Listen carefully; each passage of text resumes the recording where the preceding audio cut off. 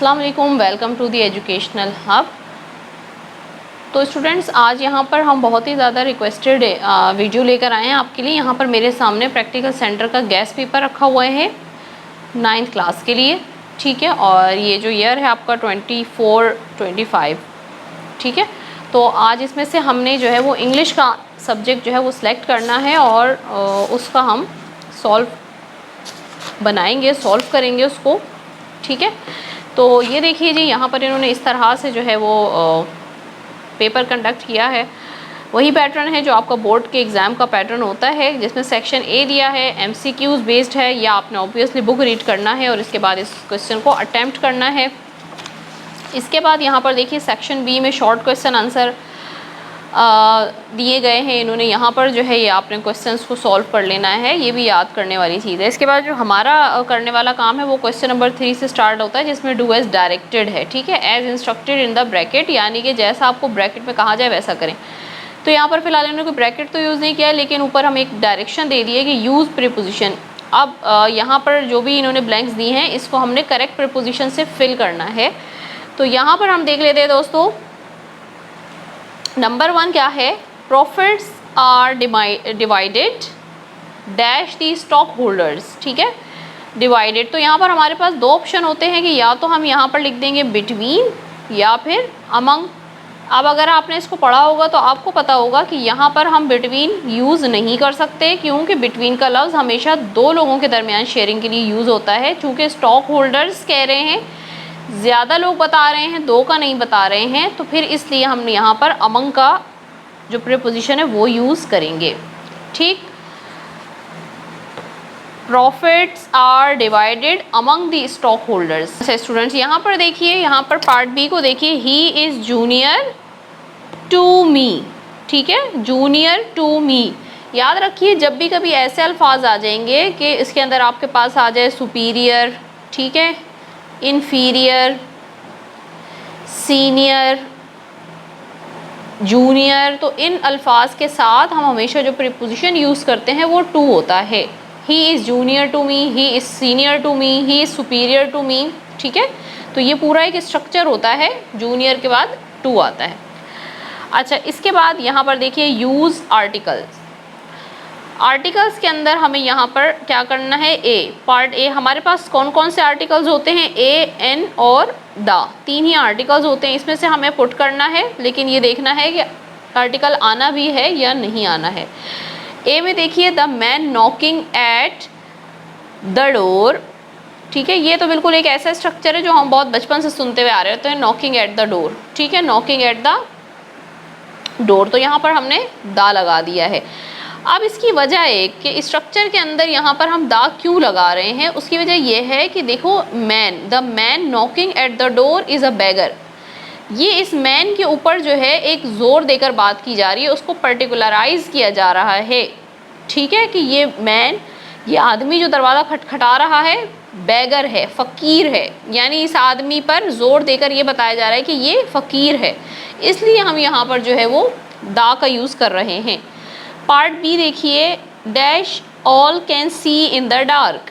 तो अब हमें ये बात पता है कि ऑल से पहले हम एन लगाते हैं, यानी जब भी हमें जो अल्फ़ाबेट है उसका अगर साउंड ए का साउंड आ रहा होता है, अलिफ या अलिफ मदा का साउंड आ रहा होता है उर्दू में, तो फिर हम उससे पहले एन लगा देते हैं, ठीक। इसके बाद देखिए नेक्स्ट पार्ट है change the voice.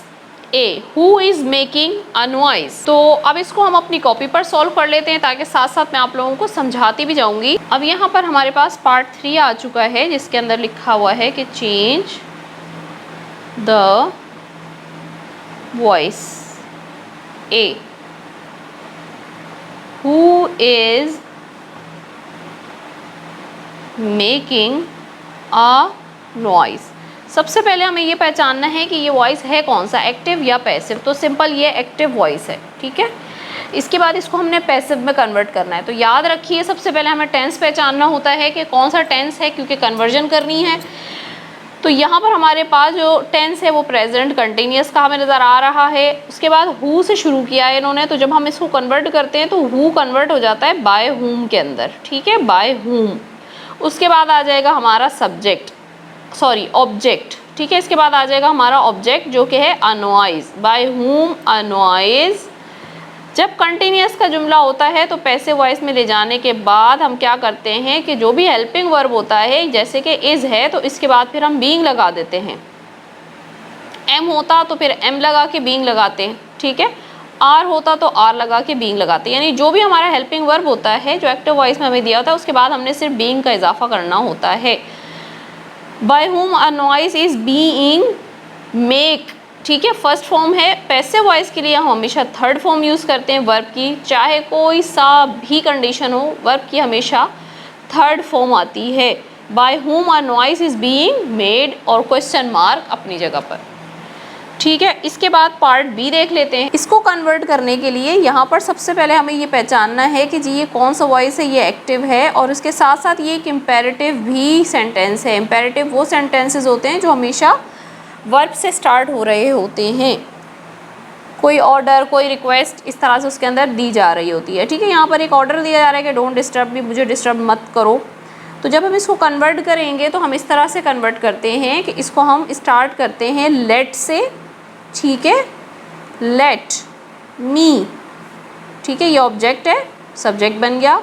Let me not be disturbed, ठीक। लेट से स्टार्ट होता है ऐसा जुमला जब हम इम्पेरेटिव सेंटेंस लेते हैं तो पैसिव वॉइस में ले जाने के लिए हम लेट से स्टार्ट करते हैं। लेट लगाने के बाद हमने अपना ऑब्जेक्ट उठाया, सब्जेक्ट की जगह पर लेकर आ गए। अब नेगेटिव था उसकी वजह से हमने नॉट लगाया। बी हम लगा रहे हैं इसलिए कि हमारा ये जुमला जो है वो प्रेजेंट इंडेफिनिट का है तो हमने बी लगा दिया। यहाँ पर हमारा जो वर्ब है वो बी बन गया और ये जो वर्ब है, सॉरी हेल्पिंग वर्ब जो है वो बी बन गया और जो डिस्टर्ब है उसकी हमने थर्ड फॉर्म लगा दी तो हमारे पास डिस्टर्ब्ड बन गया। Let me not be disturb. अच्छा जी, इसके बाद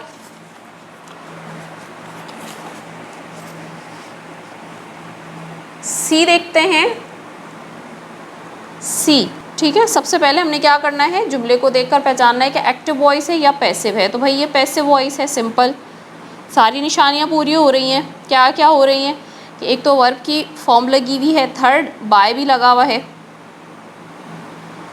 अच्छा, उसके बाद हम इसको कन्वर्ट करेंगे। कन्वर्ट करने के लिए हमने क्या करना है, एक्टिव वॉइस में ले जाना है। तो सबसे पहले जो हमारा ऑब्जेक्ट है हिम, इसको हम सब्जेक्ट में चेंज करेंगे और जब हम इसको सब्जेक्ट में चेंज करेंगे तो यह क्या बनेगा, ही। लेकिन इससे पहले हमें ख्याल रखना है कि ये जुमला चूँकि इंटेरोगेटिव में है तो इसलिए हमको इसको इंटेरोगेटिव फॉर्म में ही चेंज करना होगा।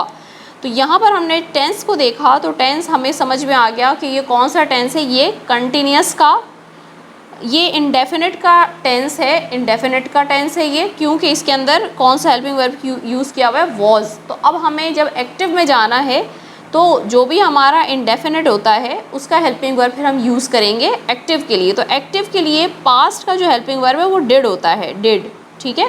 तो इसलिए अब हमारा जुमला वॉज से शुरू नहीं होगा बल्कि डिड से शुरू होगा। Did, did he commit. अब आपने ये देखना है कि यहाँ पर वर्ब की सेकंड या थर्ड फॉर्म नहीं लगा देनी है, क्योंकि हमने डिड लगाया है। डिड जब भी हम लगाते हैं तो वर्ब की हमेशा फर्स्ट फॉर्म आ जाती है, ठीक। Did he commit a mistake और इसके बाद क्वेश्चन मार्क। इसके बाद हम जाएंगे पार्ट 4 के ऊपर जो कि है चेंज द नरेशन, ठीक है। अब यहाँ पर पार्ट ए में उतार रही हूँ। You say to me you are telling a lie. अब आपको पता है कि ये रिपोर्टिंग स्पीच है, ये रिपोर्टेड स्पीच है। सबसे पहली बात तो ये है कि ये जो रिपोर्टिंग स्पीच है अगर ये प्रेजेंट में होती है, यानी कि से लिखा हुआ है, यहाँ पर सेड नहीं लिखा हुआ है, तो अंदर का टेंस चेंज नहीं होता, ठीक। तो हम इसको कन्वर्ट करेंगे तो क्या बनाएंगे, यू से टू मी। अच्छा, इसको आप यू टेल मी भी कह सकते हैं, ठीक है, यू टेल मी भी कह सकते हैं। यू से टू मी, ठीक। कॉमा इन्वर्टेड कॉमाज हट जाएंगे, चूँकि सब्जेक्टिव स्पीच है तो दैट लग जाएगा उनकी जगह पर, ठीक। कॉमा इन्वर्टेड कॉमाज हटेंगे, दैट लग जाएगा। यू हमेशा कन्वर्ट होता है रिपोर्टिंग स्पीच के ऑब्जेक्ट से, मी, तो मी की जगह आ जाएगा आई, ठीक है। अब वैसे तो हम क्या करते हैं कि आर होता तो हम अंदर वर लगा देते, लेकिन हमने अभी बता दिया कि बाहर अगर रिपोर्टिंग स्पीच प्रेजेंट में तो अंदर का टेंस चेंज नहीं होता। तो आई के साथ अब मैं आर तो लगा नहीं सकती, तो एम लगाऊंगी। I am telling a lie, full stop. ठीक है, इन्वर्टेड कॉमास ख़त्म हो जाएंगे यहाँ से। इसके बाद हम बी पार्ट पर जाते हैं। He said to me let me go home. ठीक, अब इसको कन्वर्ट करने के लिए हमने क्या करना है,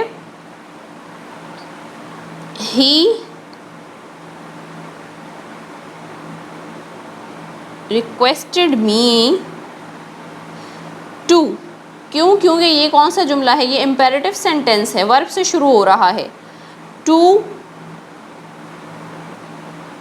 late him go home.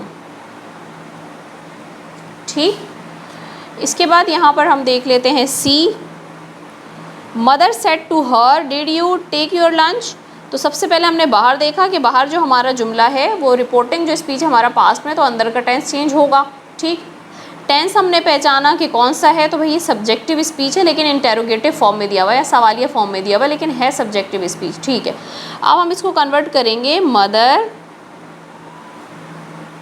Asked her, अब सेड टू जो है वो चेंज हो जाएगा आस्क्ड के अंदर, और आस्क्ड के बाद कभी भी टू नहीं लगता। Asked her.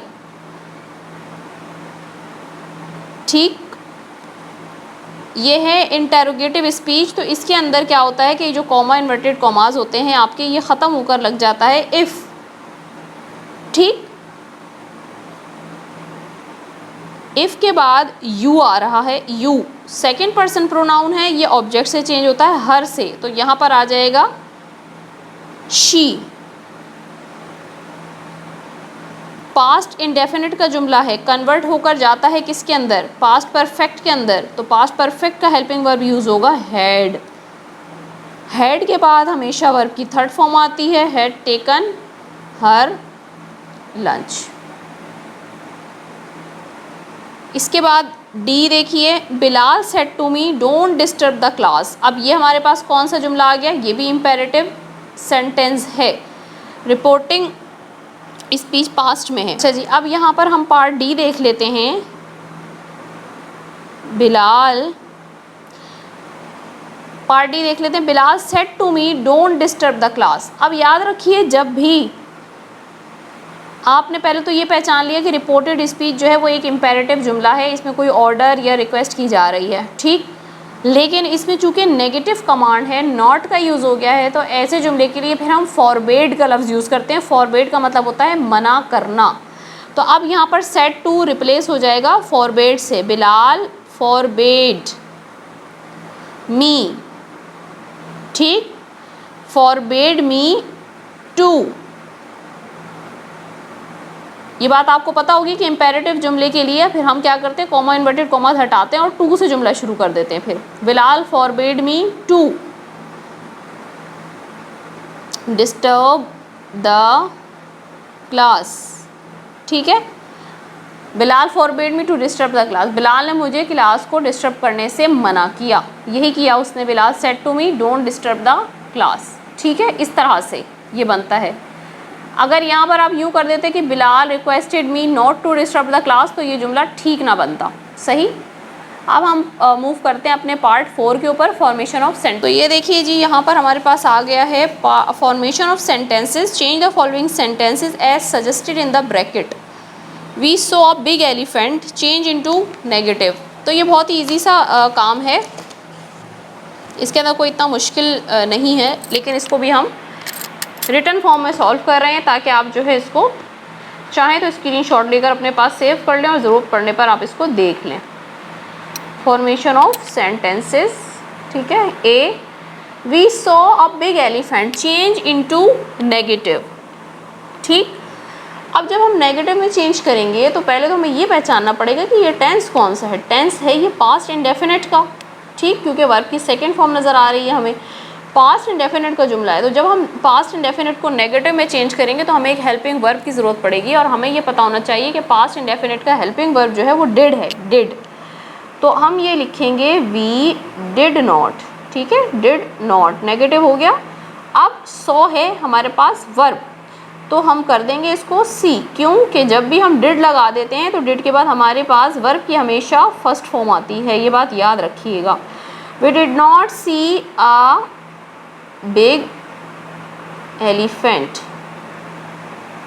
ठीक, ये डन हो गया हमारे पास। इसके बाद बी में ये क्या कह रहे हैं, she has a golden ring. ठीक है, ये देखिए, she has a golden ring change into interrogative. अब बच्चे क्या करेंगे वो बताती हूँ आपको। बच्चे ये करेंगे, has she a golden ring, helping verb उठा के शुरू में ले जाएंगे और ये जुमला ऐसे बना देंगे। ठीक है, ऐसे ये गलत हो जाएगा, ये ठीक नहीं होगा। उसकी वजह क्या है कि आपने जुमले को अपने ये पहचानना है कि क्या यहाँ पर हैज़ हेल्पिंग वर्ब है। नहीं, यहाँ पर हैज़ हेल्पिंग वर्ब नहीं है जिसको आप शुरू में ले जाकर इंटेरोगेटिव बना देंगे। ठीक, यहाँ पर हैज़ वर्ब है। अगर आप इस जुमले में गौर करें तो वर्ब क्या है, इसमें आपको कोई वर्ब नज़र आ रहा है? शी सब्जेक्ट हो गया, गोल्डन रिंग ऑब्जेक्ट हो गया, तो फिर हैज़, इसमें वर्ब कहाँ है? इसमें हैज़ ही वर्ब है असल में। क्यों? हैज़ का मतलब क्या होता है, हैज़ को हम as a helping verb use करते हैं, लेकिन हैज़ वर्ब भी है। वर्ब का मतलब होना, कोई चीज़ पास होना। जैसे आई हैव अ बैग, मेरे पास एक बैग है, तो कोई चीज़ होना, ठीक है, वो भी एक वर्ब है। हैज़ भी एक वर्ब है, हैव भी वर्ब है, तो यहाँ पर ये वर्ब है। समझ आ रही बात? तो इसको हमें इंटेरोगेटिव में चेंज करने के लिए हेल्पिंग वर्ब की अलग से ज़रूरत पड़ेगी।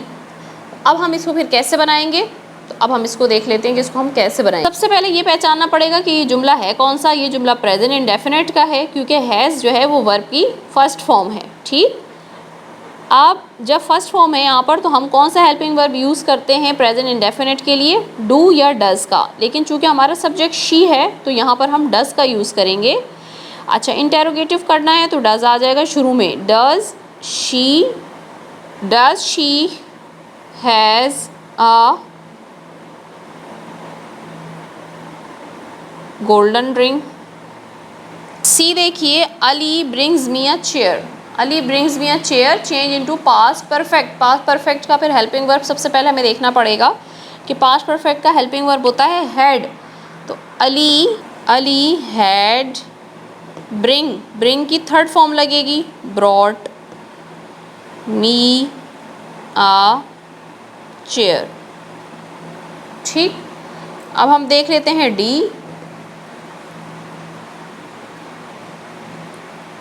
में क्या है हमारे पास sentence, he is catching a ball change into future tense. Simple future कहा है, विल लगाएंगे। ठीक है, अच्छा, लेकिन हमें ये देखना पड़ेगा कि ये सेंटेंस चूँकि कंटिन्यूस फॉर्म में है तो हमें फिर इसको कंटिन्यूस फॉर्म में ही रखना पड़ेगा। ही is catching a ball present continuous है, फ्यूचर कंटिन्यूस में कन्वर्ट करने के लिए क्या करेंगे, he will be helping verb है फ्यूचर कंटिन्यूस का। He will be catching a ball. ठीक है, एफ, पार्ट एफ देखते हैं। एफ क्या कह रहा है, सॉरी ई, पार्ट ई देख लेते हैं। पार्ट ई कह रहा है he will not go to school change into assertive. Will he not go to school change into assertive.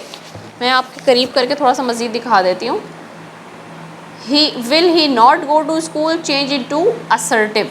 ठीक है, असर्टिव का मतलब ये होता है बेटा, कुछ लोग क्या करते हैं इस पूरे जुमले को उठा के पॉजिटिव कर देंगे, वो गलत हो जाएगा। वो अफर्मेटिव सेंटेंस होता है जिसके अंदर आपने जुमला पूरा सिंपल सा बना देना होता है।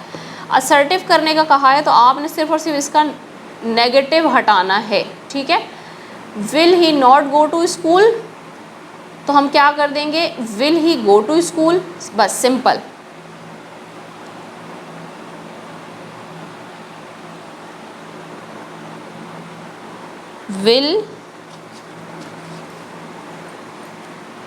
Will he go to school. ठीक, अच्छा जी, इसके बाद next part F. Part F में क्या कह रहे हैं, will you help me Jamshed said Salman punctuate the sentence. इसको हम यहीं पर कर लेते हैं तो ज़्यादा अच्छा समझ में आ जाएगा। विल यू हेल्प, सबसे पहले तो जब हमारा जुमला कभी शुरू होता है जिस अल्फ़ाबेट से वो कैपिटल होता है। यहाँ पर स्मॉल w दिया हुआ है, इसको कैपिटल कर लेना है। Will you help me Jamshed said Salman. अगर आपको ये समझ आ रहा हो तो ये एक नरेशन की फॉर्म में जुमला दिया हुआ है, तो सबसे पहले तो बहुत सारा तो यहीं पर आप पंक्चुएट कर लेंगे, लेकिन इन्होंने क्या किया, चालाकी है कि उल्टा करके दे दिया है। अमूमन क्या होता है कि जो रिपोर्टिंग स्पीच है वो पहले होती है, रिपोर्टेड स्पीच बाद में होती है, लेकिन इन्होंने रिपोर्टेड स्पीच पहले दे दी है, रिपोर्टिंग बाद में, तो कोई मसला नहीं, तरतीब वही रहेगी। ये है हमारे पास रिपोर्टेड स्पीच, तो इसको हम इन्वर्टेड कॉमास के अंदर कर देंगे। कहाँ तक, will you help me Jamshed, यहाँ तक, और क्वेश्चन मार्क, क्योंकि सवाल पूछ रहा है तो क्वेश्चन मार्क आएगा, लेकिन क्वेश्चन मार्क के बाद इन्वर्टेड कॉमास लगाने हैं, पहले नहीं। ये हो गया। इसके बाद आपको पता होगा कि हम कॉमा लगा देते हैं यहाँ पर, ठीक है, सलमान सेड, ठीक है, इस तरह से असल में ये। उसके बाद यहाँ पर आ जाएगा फुल स्टॉप, सलमान का एस हो जाएगा कैपिटल, जमशेद का जे हो जाएगा कैपिटल। क्या है कि right the correct form of verb given in the bracket. If he try on time he would get on the train. अब अगर ये कंडीशनल सेंटेंसेस है हमारे पास, अगर आपने इनको पढ़ा हुआ होगा, इनकी 4 टाइप्स को, तो आप इसको अच्छे से अटैम्प्ट कर पाएंगे, अदरवाइज़ ये फिर मुश्किल हो जाएगा। इसको पहले तो आइडेंटिफाई करना है आपने, उसके बाद फिर आपने इसको अटैम्प्ट करना है। तो जी सबसे पहला हमारे पास जो ये वाला है, ये हमारे पास सेकंड कंडीशनल है, ठीक है, और ये वाला जो है he will succeed if he work hard, ये फर्स्ट कंडीशनल है, ठीक है। लेकिन अभी हम चूँकि डिटेल में नहीं जा सकते, तो हम यहाँ पर सिर्फ इसको सॉल्व करेंगे कि इफ़ ही ट्राइड, ट्राई की जगह पर आ जाएगी वर्ब की second form, if he tried on time he would get on the train. और यहाँ पर जो इन्होंने he will succeed if he work, ठीक है, तो वर्क यहाँ पर सही फॉर्म नहीं है, वर्क सही फॉर्म होगी यहाँ पर, ठीक। ये कंडीशनल सेंटेंसेस के केसेस हैं। इसके बाद देख लेते हैं कि जी ऐड द प्रीफिक्स थीसिस, तो बहुत ही आसान सा है, साइंस के स्टूडेंट, बायोलॉजी के स्टूडेंट तो बहुत इजीली इसको कर लेंगे। सिन थीसिस, सिन लगाया थीसिस से पहले, तो आपका प्रीफिक्स यहाँ पर बन गया। अच्छा जी, नेक्स्ट हम मूव करते हैं क्वेश्चन नंबर 4 की तरफ, जिसमें कह रहे हैं कि indicate the part of speech of the underline words, यानी अंडरलाइन कर दी गए कुछ वर्ड्स, उसमें से आपने पहचानना है कि कौन सा नाउन है, प्रोनाउन है, वर्ब है, एडजेक्टिव है, एडवर्ब है, ये आपने बताना है। तो यहाँ पर हम देख लेते हैं number 1, I can see my reflection in my new car. तो ये तो बहुत ही ईजी सा है, न्यू क्या होता है, एडजेक्टिव है, ठीक है, कार तो है उसकी, लेकिन कैसी कार है, न्यू है, वो अपने नाउन को डिफ़ाइन कर रहा है, न्यू कार है। तो जो भी लफ्ज़ हमारे नाउन को डिफ़ाइन करता है, क्वालिटी बताता है, उसको हम फिर क्या कहते हैं, एडजेक्टिव, ठीक है, क्वालिटी है ना, न्यू कार। अच्छा, इसके बाद place the book against the wall, क्या चीज़ है यहाँ पर हमारे पास, ये है हमारे पास अगेंस्ट द वॉल, प्रीपोजिशन है, किताबों को दीवार के साथ रखने का कहा जा रहा है, किसी चीज़ की पोजीशन बताई जा रही है, किताबों को कहाँ रखना है, तो ये हो गया preposition. Everyone was happy to see the young man return home safely, ठीक, एवरीवन, तो एवरीवन यहाँ पर क्या है, प्रोनाउन है, ठीक है। ऐसा लफ्ज़ जो हम नाम की जगह यूज़ करते हैं, नाउन की जगह, उसे हम प्रोनाउन कहते हैं। तो बहुत सारे नाउन के बजाय उन्होंने क्या किया, प्रोनाउन यूज़ कर लिया, कॉमन प्रोनाउन, जिसको उन्होंने कह दिया एवरीवन, ठीक है। Smoking is injurious to health, बहुत सारे बच्चे यहाँ पर क्या करेंगे, इसको फटाफट लिख देंगे, ये वर्ब है, जो कि गलत हो जाएगा, ठीक है। स्मोकिंग देखेंगे ना, ING लगा हुआ है, वर्ब कर देंगे, गलत हो जाएगा ये। Smoking is injurious to health, तो बेटा यहाँ पर ये वर्ब नहीं है, वो ये नहीं कह रहा कि समवन इज़ स्मोकिंग, ठीक है, वो ये कह रहा है कि smoking is injurious to health. यहाँ पर जो स्मोकिंग है इसको एज ए नाउन लिया गया है, ठीक है। Jibran does not have enough experience therefore we will not hire him, ठीक है। तो यहाँ पर देयरफॉर क्या है, देयरफॉर है एडवर्ब। ऐसे तमाम लफ्ज़ जैसे देयरफॉर, मोरओवर, हाउएवर, दस, ये सब क्या कहलाते हैं, एडवर्ब। इनको आप याद कर लें, कुछ इसकी पर्टिकुलर एग्जांपल्स हैं, इनको आप याद कर लें। Hurrah, I have von a lottery, ऐसा लफ्ज़ जो कोई भी गम या खुशी या हैरत के इजहार के लिए इस्तेमाल होता है, उसे हम कहते हैं इंटरजेक्शन, इंटरजेक्शन, ठीक है। तो यहाँ पर ये जो हुर्रा का लफ्ज़ है ये खुशी के लिए इस्तेमाल हुआ है, खुशी को जाहिर करने के लिए, तो ये क्या है, इंटरजेक्शन। नंबर 7 देखिए, residents were warned not to be extravagant with water. तो यहाँ पर ये है एक्स्ट्रावेजेंट जो है यहाँ पर एडजेक्टिव है। कॉबलर हैज़ मेंडेड एवरीवन्स शूज़, मेंडेड, तो यहाँ पर मेंडेड क्या है जी, सिंपल है बहुत ही, वर्ब है, मेंड फर्स्ट फॉर्म होती है, मेंडेड सेकंड थर्ड फॉर्म है। Number 9, he has incredibly deep knowledge about biology. Incredible, यहाँ पर ये है जी एडवर्ब,